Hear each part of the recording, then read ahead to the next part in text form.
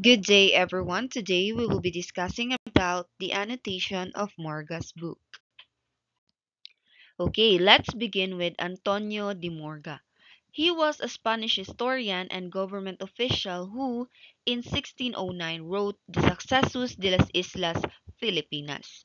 So, what makes his work unique is that, unlike many friars who often exaggerated and distorted accounts, Morga wrote from the perspective of a layman, a government administrator. This gave his record a more balanced view of the Filipinos during the early years of Spanish colonization. So now, fast forward to Rizal's time in Europe. While in London, he discovered a rare copy of Morga's book at the British Museum. So realizing its importance, he decided to republish it in 1890, but not just as a reprint. So he filled it with annotations, notes, and clarifications that challenged the colonial narrative.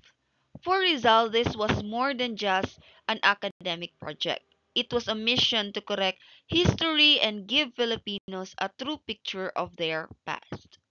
So why did Rizal annotate Morga's book? First, he wanted Filipinos to see that before Spain came, we already had our own government, culture, commerce, and social systems. Second, he wanted to correct biased statements that downplayed our civilizations. Third, he used it as a way to counter the colonial narrative, to show not just the so-called achievements of Spain but also the abuses.